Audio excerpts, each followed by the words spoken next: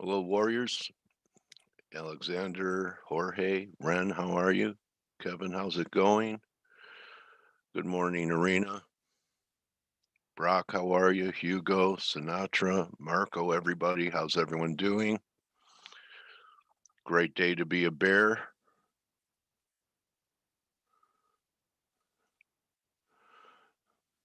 Okay, Bitcoin did achieve my target. Anyone remember what I was talking about on the downside? What my target was? Hi, Paul. 36,000.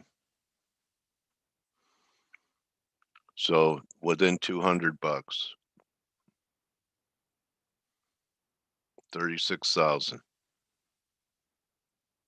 Okay. So I don't think I'd be short Bitcoin anymore. Yesterday's Turnaround Tuesday suggestions and candidates were short side of Aussie. That's working. Just holding this 200 day, but kind of took out the bear flag here. Blake has a great silver short on a pattern in play. And yesterday I showed gold being at the 50% level right up here. Gold actually holding up better than silver. See, that went right to the 1874 level and came off, and then silver came off from the 78.6 level to the pip. Hello, Paul. And the oil, after cleaning out the stops right here, is selling off. See this? That was another suggestion for Turnaround Tuesday. Anyone catch the metals, Aussie, oil? Only thing I missed was S&Ps. That better turn here. NASDAQ's on the verge of making a new low. So looks like this so far is a failing rally unless we get a turnaround Wednesday here and get something like this before we make new lows. Okay. Yen starting to fade, but still a little bit constructive. And gosh, even Canada's up 18 pips. Again, the relative strength in the currency complex is still the euro. See, RSI is still above 70. Whereas yesterday I pointed out that cable was diverging right here and it's come off. But I showed the weakest recovery was Aussie. And we've broken down out of this little flag pattern and measures 76, 75, 80. Okay.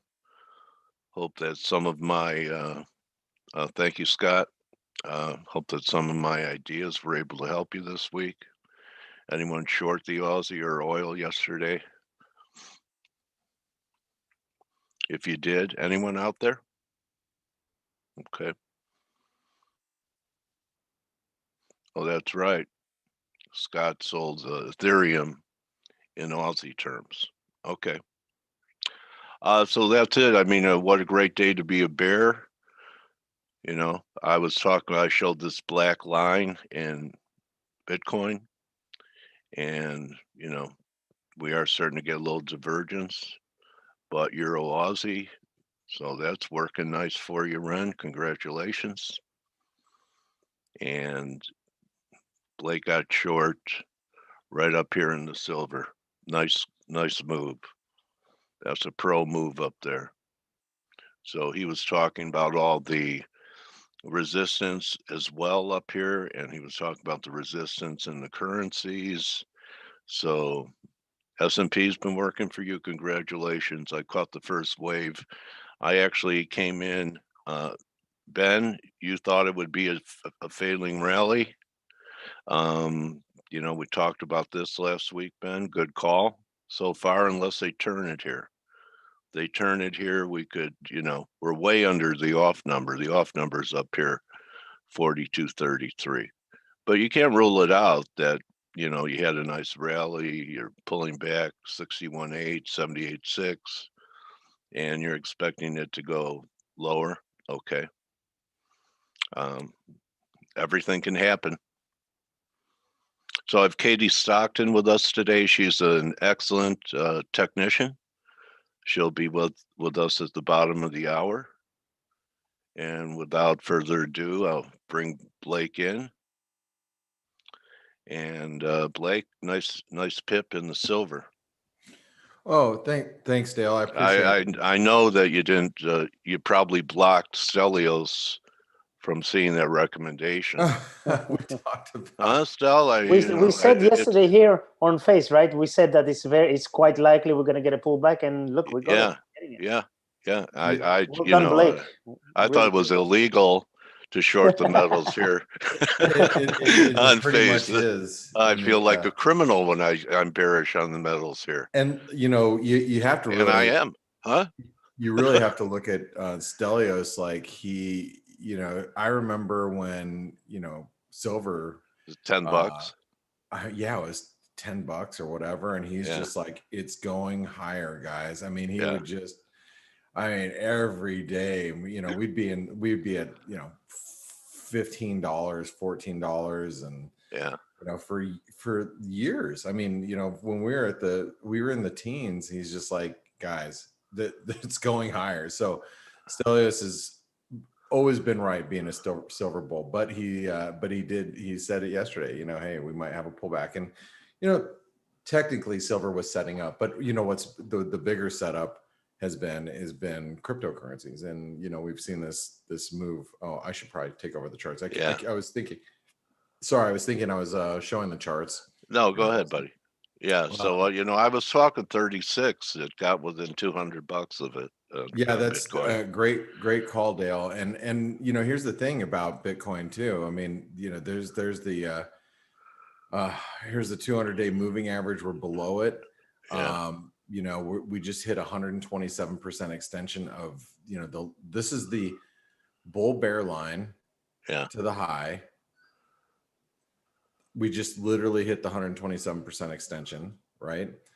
At, you know, this 36,000 level. So great call. I think that while we're below, you know, 43,000, you've got to stay on the short side, and just realize, I mean, this is one of those things. I know we talk a lot about Bitcoin, and you know, well, you said you'd be able to buy it at 20K for an investment. I do think we'll be able to get it at 20K. The thing is, it's just the destruction it'll take, or the destruction it'll cause on a move to 20,000 or even below 20,000. And I think there's a risk now that, you know, you start really selling off here, it's gonna affect margin calls and everything. Margin calls, and it could be in everything. And yeah, I do believe that, and it's sentiment too. There's a reason why the Fed, our Federal Reserve, you know what their most valuable tool in their toolbox is? Jawboning.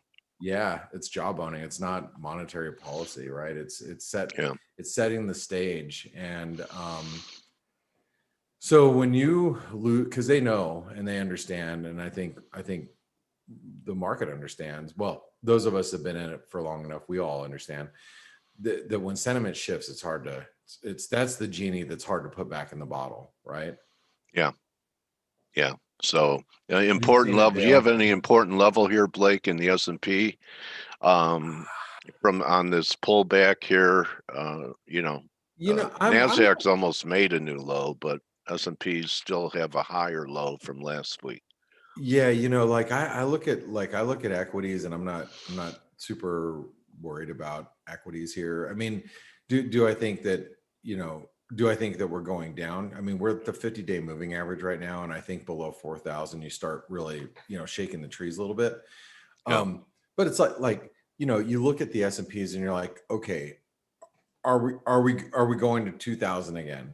Probably not, you know. And realistically, if S&Ps break through 4,000, we we might see 37, 3,600, and we might get that, the shake the tree, pull back towards 3,600 and find some sort of support there. I mean, what's really going to happen? You know what I mean? I mean, Yeah. I just don't see it as being really, you're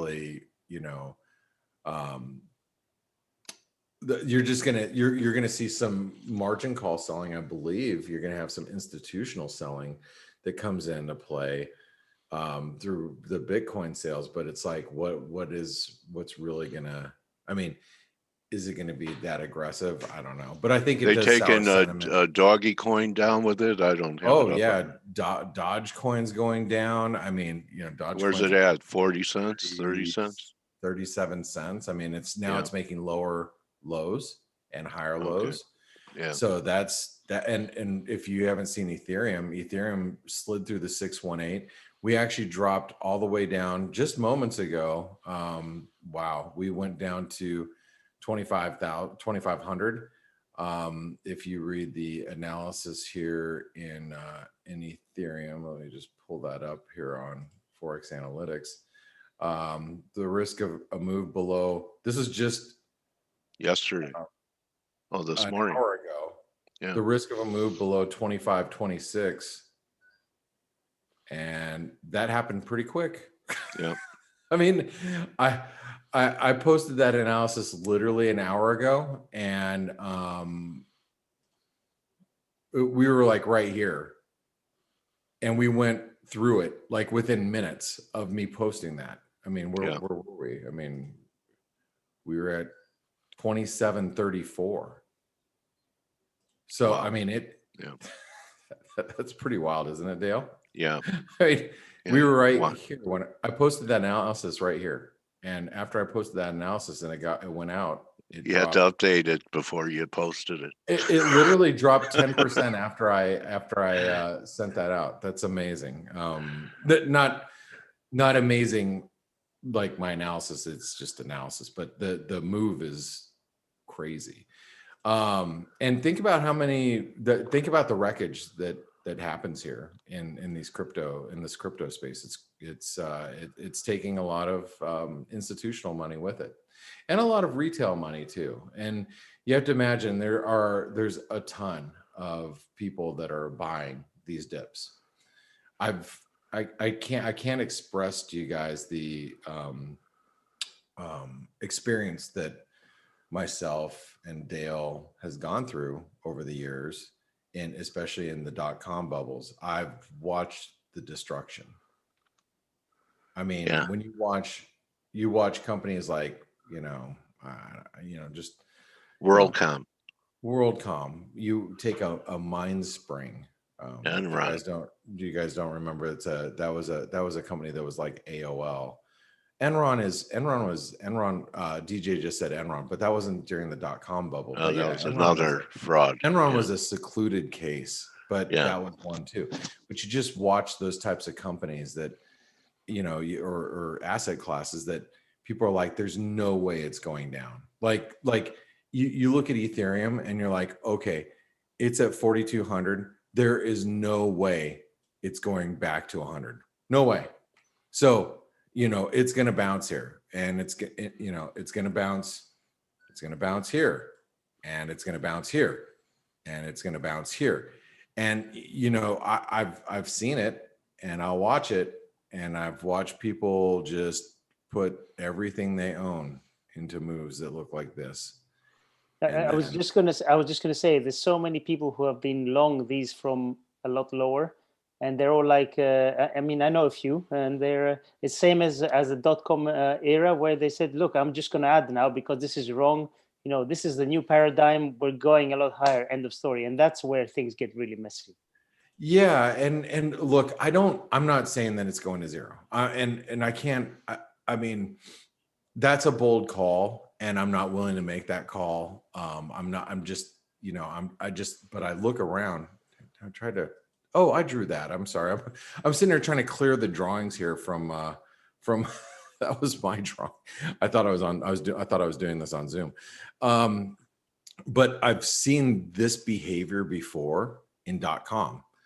And I'm not saying that it's for sure going to happen here, but boy, I tell you, you take some of these altcoins, and there's an analyst out there who, by the way, I'm super excited. I got connected with yesterday. He's, in my opinion, probably the best analyst and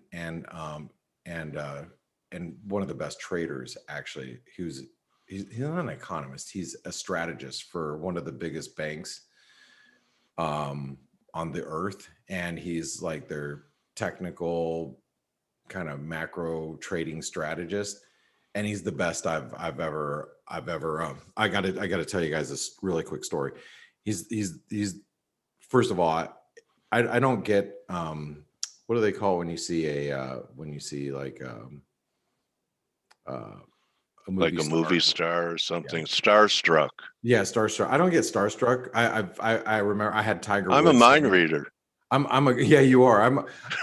Look, I'm a golfer. I've golfed, since I was like my teens, and I had Tiger Woods standing behind me, and back when he was married and before his wife was pregnant, and he was standing right behind me in a restaurant in Dallas, Texas, and I turn around and I'm like, oh my God, it's Tiger Woods. That's cool. And I'm not even as starstruck as I am with this guy, this trader guy. He's just awesome, right? And the reason why I'm so excited about this is because actually I got connected with him yesterday from one of our traders that was in our chat room 10 years ago. His name is Lauren, and Lauren actually went to go work for TD Ameritrade because he's in Canada. He went to go work for TD Ameritrade about 8 years ago. He couldn't be in our chat room anymore because he went to a trading desk, FX trading desk in Canada. And then since then, he's now a portfolio manager for a big hedge fund. And this strategist they have a banking relationship and they're friends.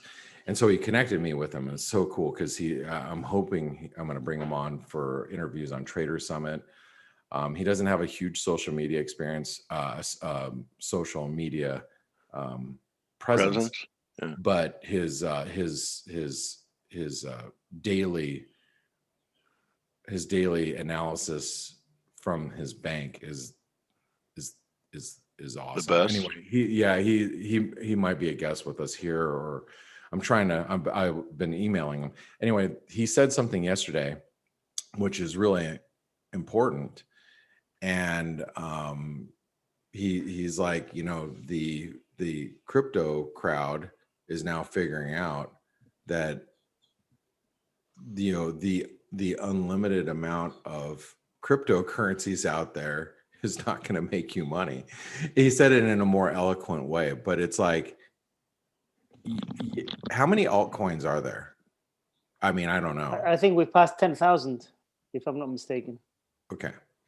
So out of those 10,000 coins, what's going to happen with all those coins?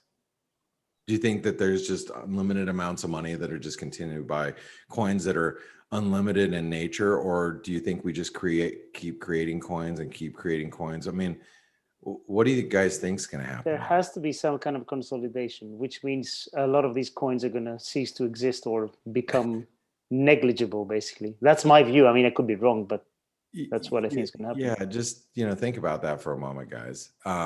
Just think about it. And it's like, and I mean, if you're on TradingView and you just start, you just go over to crypto, and then let's delete that. And then you just start going through all the crypto, like, what are these? What is this? What is all this stuff? And then you start looking at all the different coins out there. Oh my Lord. And all of these different coins and all these different things are just attracting money from all over the place. From where? Like who? Like at some point you have oversaturation. I think that's the point that we're at right now. Is does the blockchain have some value? Sure. I don't know where it is. Honestly, I don't know, but I know we're past the point of no return as far as the issuance of all these really like do you know what gets me? Sorry to interrupt. What gets me is that I've had friends of mine and friends of friends ask me, or they're like, "Oh, you're a trader. What's the next crypto coin that's going to explode higher?" And I'm like, "What do you mean? Which coin has the different characteristics that's going to make it more useful?" No. Which one is going higher? That's the question. And I'm like, "What do you mean? You just want to gamble on a name?" And they're like, "Yes, I want to make money. Which one is it?" I'm like, "I have no clue." It's wild, right? So look, I think that the risk is really high that we continue to see a slide in crypto, and the destruction that it brings in this in its wake will be interesting, and I don't know what the fallout's going to be. I just don't know. But I can't imagine that it's going to be pretty, because it is all about sentiment, right? And I know I've pointed this out in every week ahead video that we've had for the last month and a half. You have to keep, or probably 2 months, you just have to keep an eye on cryptocurrency, because it is really the most riskiest asset class out there. And as I've said the last few months, I'm not going to tell you that Bitcoin is a risky investment or a trade to buy now or later. It is by far, though, the most riskiest investment you can make, because it is unproven. It's like Netflix. It's like Netflix in a tech run. It's the asset that you think is going to have the most growth or the most exposed. It is the poster child of taking risk right now. Cryptocurrency is. And so as it slides, it weighs on sentiment. And then people start going, "Oh shoot, excuse me, sorry, my language." They start seeing other, assets and saying, "You know what, I don't really want to be long, this." It's kind of risky too, being long the Aussie dollar, because that's a growth currency, or it's it's a commodity currency that's associated with growth. And maybe we've had peak inflation here with lumber, sliding, 30% over the last, a week. Oh shoot, I need to sell Aussie dollars. You see how the sentiment can start to weigh on other things too. So that's why it's really important. Now, I want to talk a little bit about this, Stelios. I think Steve is stuck in traffic right now. So, yeah. And Dale, we should talk about, we have the FOMC minutes, and I had one of our traders yesterday in the daily roundup. We were talking about the US dollar Canadian and the dollar Canadian reversal yesterday. And if you didn't read the blog, which is free, on, if you go to Forex Analytics and you go, or, even better yet, you go to Trader Summit, and here it's right here, the dollar Canadian nearing key long-term support. This is last week. Talked about the double top and, about the move. And like I've told you guys here, I'm not sold on the idea that we're going to be forging a double top and seeing 95 cents again, or 92 cents. I'm just not in that headspace. But we saw the dollar Canadian go to 20, which 120, which, thought that is possible, right? But we bounced yesterday because of the, crude oil move, the news on Iran and whatnot. There's a reason why I'm telling you all this. So the dollar Canadian has bounced. Now, the question that we have now is, the question I got yesterday was, "Hey, Blake, the FOMC meeting minutes are tomorrow. Are you afraid of buying the dollar ahead of the FOMC minutes?" Do you know what my response to him was yesterday? Not really. And here's the reason why.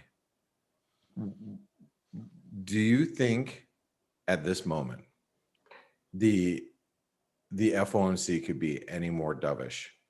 The minutes, the governors could be any more dovish than Fed Chairman Powell.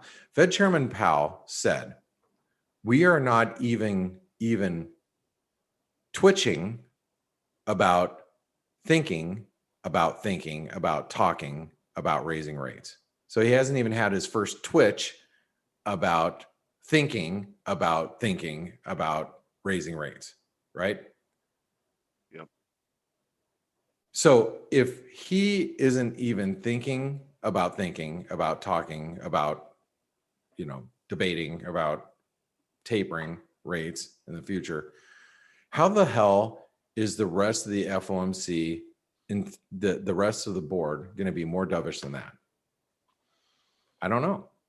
I don't think it's even possible at this point. Exactly. What can they say that's more dovish? Actually, they could cut rates further and increase QE, but that's not they could. Okay, so but wouldn't you say that the risk now is that you have some of the regional Fed governors? We read about their minutes. This is their meeting from 2 weeks ago.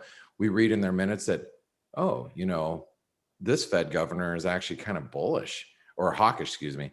Oh, this Fed governor is actually talking about their region as being employment pictures much better than we had thought. The risk is you got these murmurings from other regional Fed governors that are actually a little bit more hawkish, that actually can start to alter what the message of the Fed chairman is. So I'm not sold on the idea that I think the risk is that the actual minutes could actually read maybe even a little bit more hawkish than uber dovish, because that's what the market expects is uber dovish.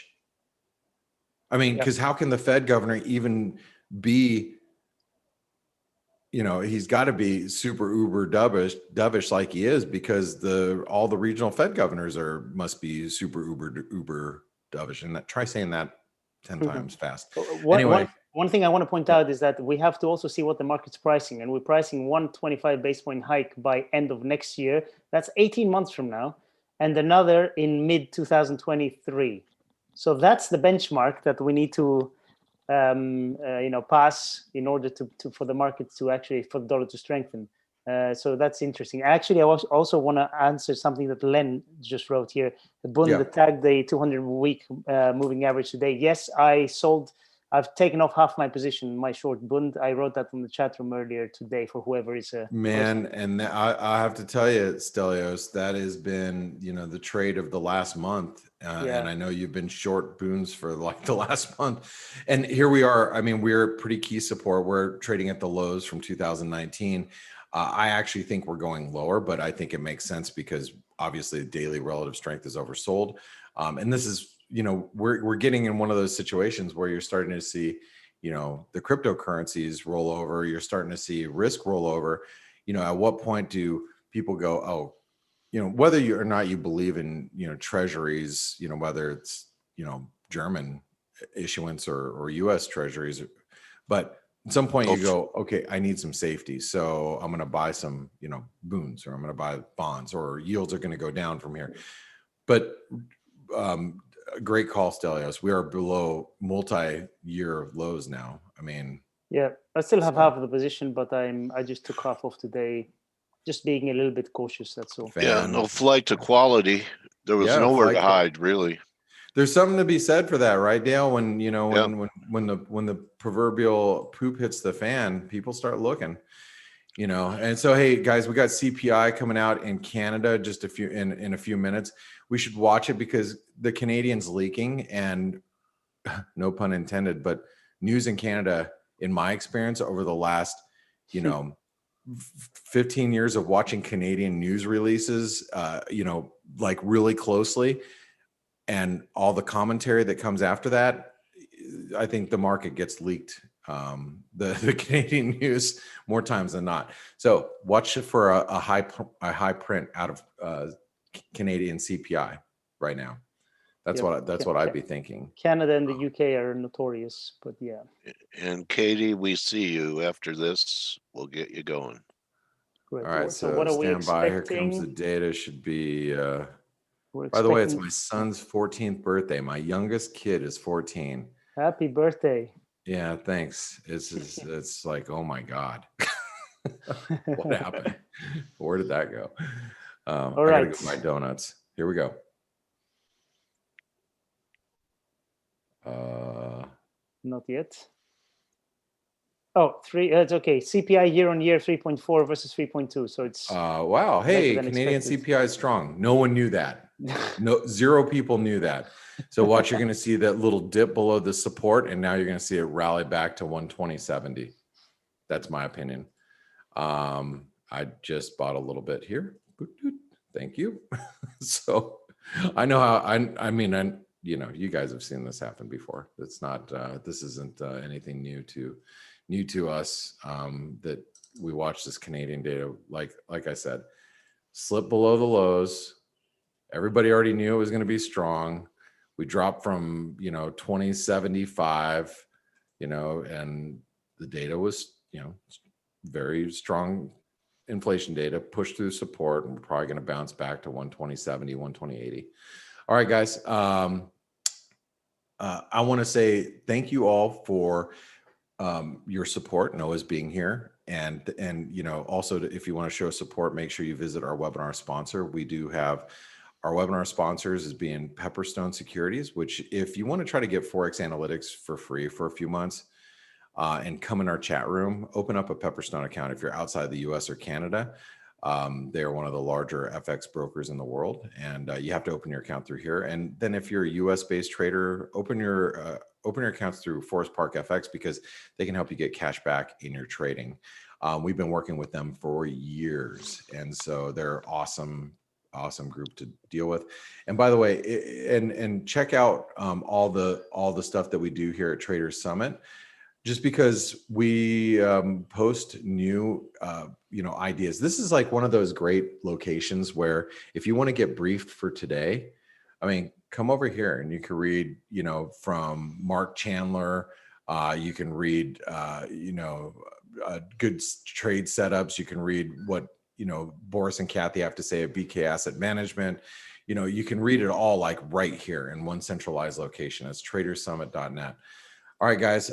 Dale, thank you very much. And hopefully you guys picked up some dollar Canadian there below 60, because now it's at 70. So nice fade, Blake. Thanks. Very nice. Real time action. All right. All right, guys. Thank you, Blake. Good hunting. And thank you guys for all the happy birthdays for my son. It's amazing. Thank you. Appreciate it. You're a good dad, a good trader, and a good dad. So, hi, everyone. Wait. Huh? I'm sorry. I'm not that good, because he's still holding his cryptocurrency. So I told him till I blew in the face, hey, you shouldn't be long. And, so I ain't that good of a dad, but sorry. Well, yeah, he's like you. He's an independent thinker. He is. I can't. What can you do? All right. See ya. Hello, Katie. Katie Stockton is with us. Welcome back, Katie. Thanks so much. It's good to be back with you guys. What a day to be back too, huh? I mean, a lot of red ink out there. Crypto, equities, metals, a lot of liquidation going on. Going to share your screen with us, Katie? Yeah, I can do that. Great charts. It's definitely risk off just about everywhere, isn't it? Yeah.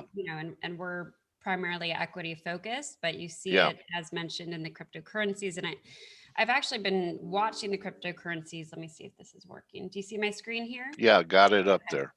Wonderful. So, I was watching them really for months now, just as an indication of kind of retail sentiment. And of course, now it looks like we've had a crack in that. And with that, the pullbacks that are underway, to me, they're healthy longer term, but that doesn't minimize the losses that folks have suffered, right? With Bitcoin down, at least based on this Bloomberg data, more than 40% off of its high, right? So this is pretty significant. And you can see there are sort of head and shoulders Z type setups, and that's not limited to cryptocurrencies. We're seeing more of that on the equity front. And that certainly differentiates the current pullback from the pullbacks that we've seen year to date. It makes it worse. And it also reflects a greater loss of intermediate term momentum that we haven't seen yet this year. So I do think it's more significant.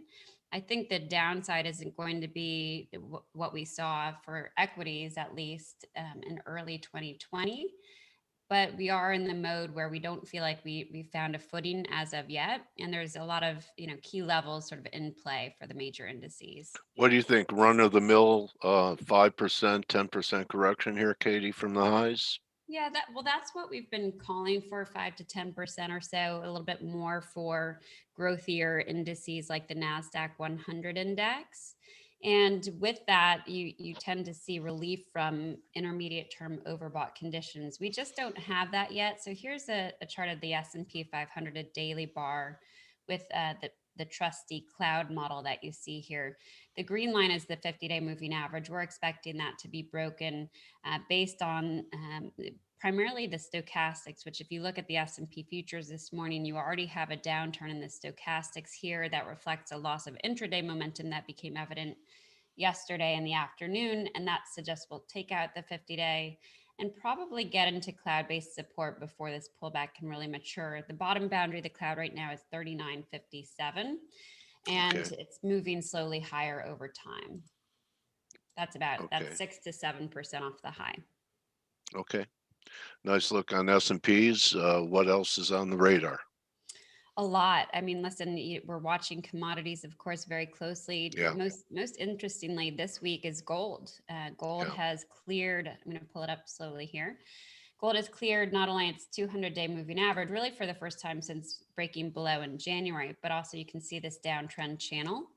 So here's the breakout above the 200-day. It stopped out a DeMark sell signal. So that's information in and of itself. It says that it doesn't need to react to these overbought conditions. And so in our weekly report, we highlighted GDX as one way to take advantage of this. We're generally speaking somewhat hedged right now from a top-down perspective, but we're still open to opportunities that are a little bit more defensive or value-oriented, areas where there are breakouts or any kind of fresh catalyst like you have here for gold. So this has been a long time coming, I think, with this downtrend channel. And I do think it's significant from an intermediate term perspective. Okay, where would it come back within that channel, Katie? Around 1860? Was that the level it broke out of that channel? Yeah, so it was about 1850 was the level that I had on my radar. And you just want to see it kind of hold up around here for a week or two to really confirm that breakout. That's what we always like to see, that sort of time and price filter. The 50-day moving average will probably become a decent gauge of support going forward, although a pullback doesn't appear imminent. And then the next resistance we can use just to go back to these highs, sort of 1970 is the level that I highlighted this morning. At the same time, we're seeing some signs of downside exhaustion in the dollar index based on the DeMark indicators. And this is really, for the 4% downdraft that we've seen for the DXY, it's the first counter trend signal that we've really gotten from these DeMark indicators. And it does suggest that we'll get some kind of stabilization around this January low. So you can see here a DeMark signal. That's a short-term oversold counter trend reading. And that suggests we'll get an oversold bounce here. And you can see more of the same from another one of Tom DeMark's models. So I do think that we'll see some kind of stabilization here in the dollar. Perhaps back to the cloud, maybe the bottom of the cloud comes in where? Yeah, that's 91 and a half. Yeah, 91.60. So I think that's pretty realistic for it in terms of a relief rally or oversold bounce. Okay. Can you go back to the S&P, because I noticed something on your DeMark count. Yeah, it was one with the cloud. I wanted to ask you about it. Yep. And what we noticed while it's pulling up, when the NASDAQ 100 pulled back into last week, we did see some counter trend short-term oversold signals, and that's gotten us exactly what we've gotten this week. Which one is it? These are the daily charts here. I think it was the S&Ps where we didn't quite get, I think the top left-hand corner where 11 is the last count. Oh, and then you have 1, 2, 3. Don't they normally top on the 13? They do. So the 13s are your so-called sell signals, and if they don't, this was the last 13 sell based on this model. If they don't unfold, within a 12 bar count, then it basically stops out that signal. So this one was stopped out effectively. The 11 is something that really holds no information, at least in my work. So because could we have another high to get a 13 count on that? oh yeah, I mean anything could happen, but it's Uh, not really predictive in that sense. Notice here, by the way, that the TD 12. sequential model is on a 12, right? So it Okay. just needs to get above this bar 8 back here. So it's pretty close to flashing a 13, but it's not Okay. really predictive. I'm giving more weight right now to the momentum gauges, which you can see on a short-term basis are very much pointing lower. This is the Okay. daily MACD indicator, so I defer to that as opposed to waiting for that DeMark sell signal. A lot of peaks are associated with them, but certainly not all peaks. Okay. Appreciate that lesson. Mhm. The oil sector has been one of the leadership sectors, going from worst to one of the best, and crude. They put in a little bit of a down day yesterday with some follow through. That's probably not even close to giving any kind of self for a trend follower. But Mhm, mhm. any view on energy here? Yeah, I mean, I'm overweight the sector relative Okay. to the S&P 500, and that's based on the long-term turnaround and more recently a higher low within that relative strength ratio. Now, it's benefiting in part from the loss of relative strength behind the technology sector that's been prevalent, and really that's allowed a lot of other sectors to garner some relative performance. So this is our weekly report that we published this morning. You can see on, let's see, energy here. This is one of the green boundaries are overweight. So we're overweight most cyclicals, energy, financials, newly upgraded healthcare as it comes off its lows, industrials, materials, and real estate. And really, that's all because we've seen that loss of relative strength from the technology sector. I do Yeah. think it continues over the intermediate term. However, what I will say on crude oil, which we also highlighted in this weekly report, you can see it's come into this resistance, and this resistance goes way back. It's $66 to $67 per barrel, and it Yeah. has some signs of exhaustion there. You can see it in the DeMark work. You can see it in the stochastics. It's within the framework of positive, but not exactly, expanding intermediate term momentum. So we need a breakout. In other words, we need it to see a decisive move above $67 per barrel, and that will get us a nice catalyst for Okay. crude oil prices and also for the related stocks. We saw natural gas perk up a little bit in the last few days and clear some long-term resistance. So I think there are some indications that we'll get breakouts. We just wouldn't act on those breakouts before they happen. We'll wait for them to Yeah. really confirm, just given the risk off tape. What's your self-talk, Katie, when you like believe 100% that it's going to confirm, and you go, well, if I get in here, I'll have a lead into the signal. What do you tell yourself now so you don't do that? Oh yeah, like to get ahead of it, right? Yeah, get an edge, before the Mhm. candle closes, before you have a confirmed breakout. I know every trader out there has thought in their Well, head. Go, I what do you know. tell yourself? I know. Resist, right? I mean, Yeah. well, that's the nature of resistance, right?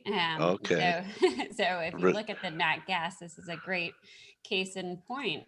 So here it was just 2 days ago. Looks like it was ready to push through, right? So yeah. by waiting for confirmation, you saved yourself, and by confirmation with you can be really tight with it and say, I just want to see consecutive daily closes above a level like this 304 for nat Uh, gas, and you wouldn't have gotten it here. You haven't gotten it here, and I think this is a great lesson. So having seen a lot of this that kind of is. whipsaw type of activity, it just tells you you're smart to wait.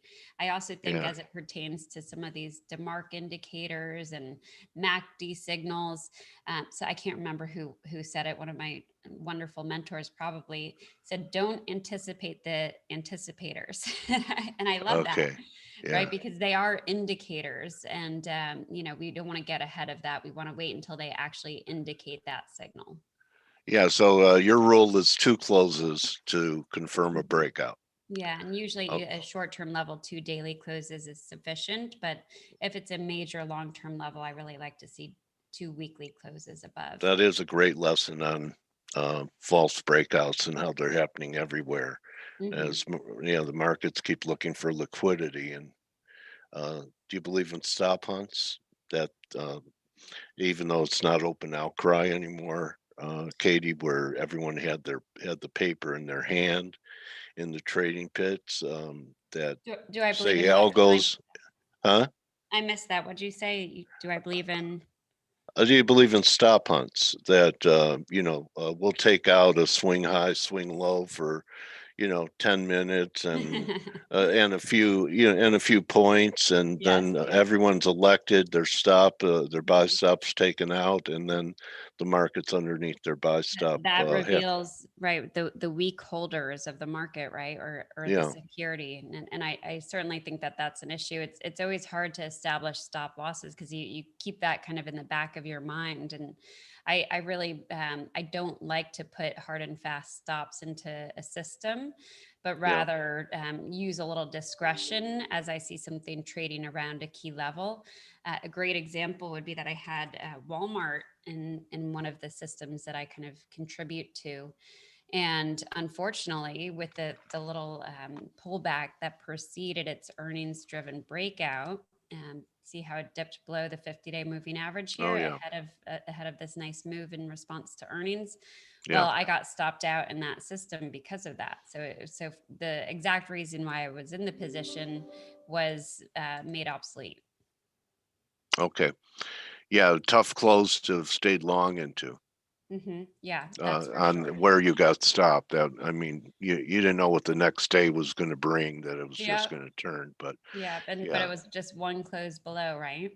yeah, yeah. It's a game of inches, isn't it? So, It is. anything else that's, say, for example, you have a view on yields? I mean, we tried to make a move to new highs in the Mhm. 10-year, and so far stalling. You think we're going to get it?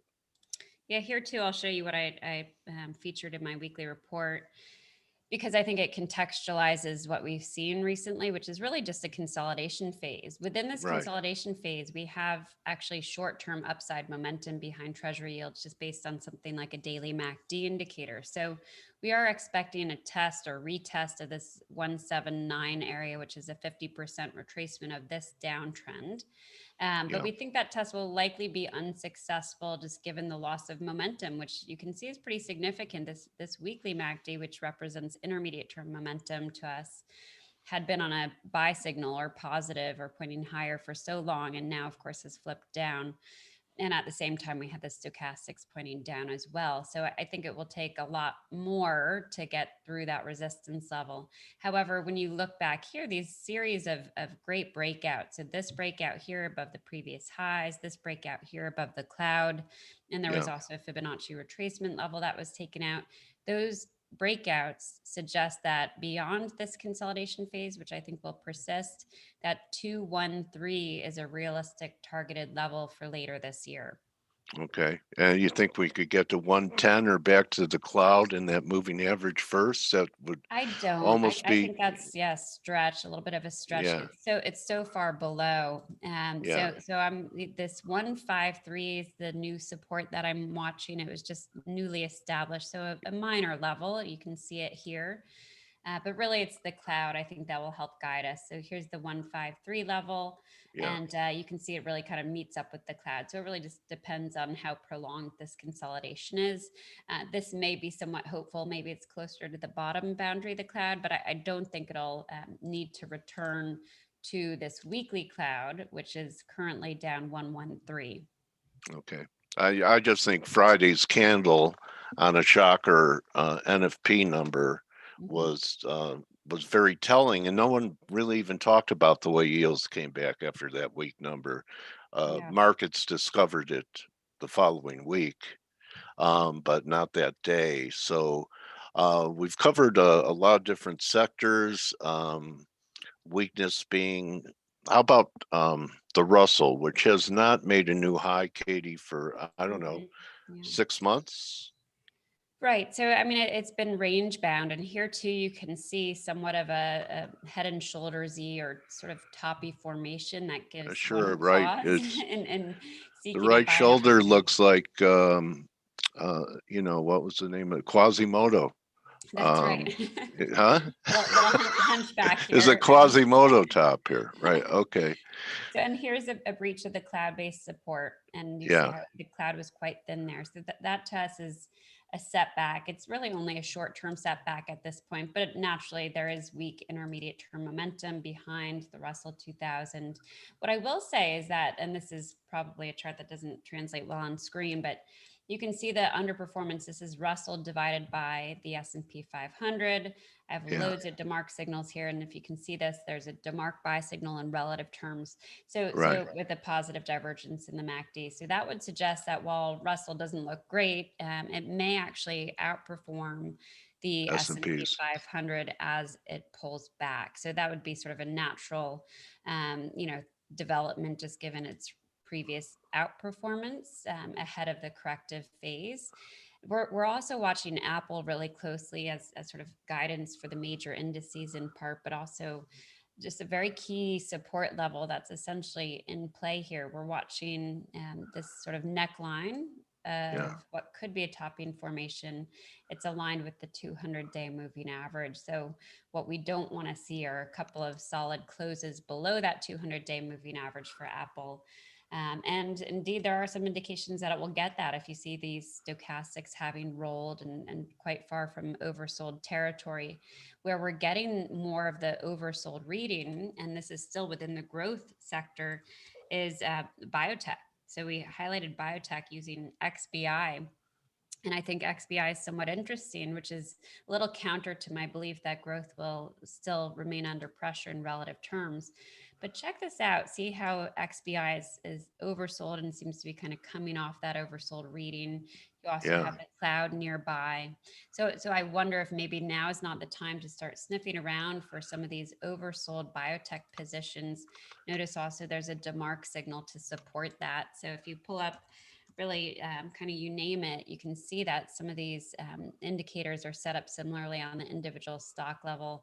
I don't want to pick on any individual name necessarily, but you're seeing just some interesting action that looks a little bit better. Well, Moderna is not a great example of that, but I think there's some interesting setups there. I look at clouds from both sides now. And because of you, Katie. So, another great review. I love your charts, Katie. And we have a couple of attendees that are asking how they receive your weekly report. So, why don't we get to, the promotional part of the interview so people know how to follow your great work and subscribe to you Thanks so much, Dale. I mean, we do publish research on a daily basis. We daily. publish. Okay.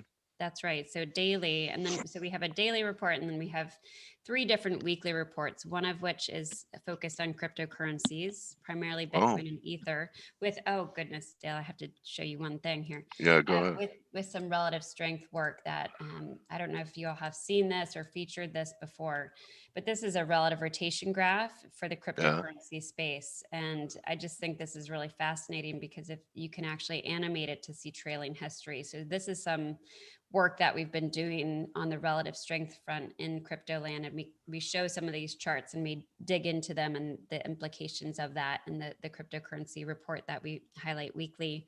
We also have a sector focused report every week. And what you've already seen in this little talk with our weekly report, which is pretty comprehensive. We have Yeah.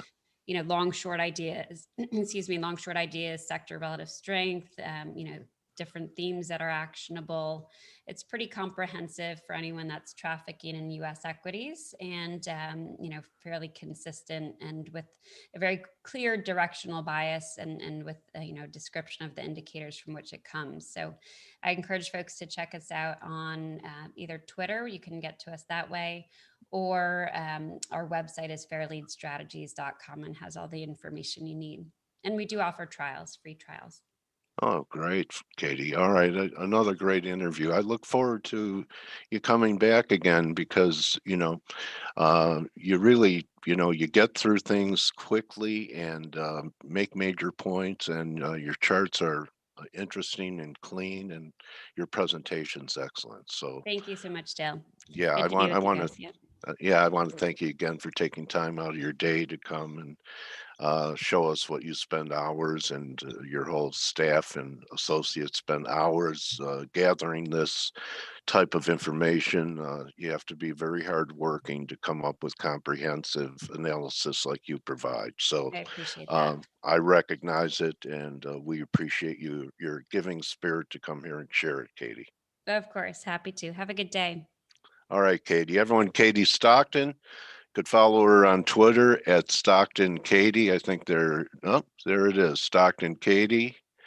And again, you could go to fairleadstrategies.com.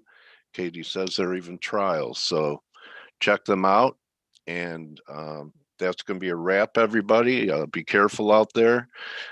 Markets that are down hard could also come back. So, don't get married to a one-way street. In fact, your best marriages are two-way streets with give and receive. So remember, don't just count your pips or cryptos or gold bars or shares. Count your blessings, and we'll see everyone tomorrow.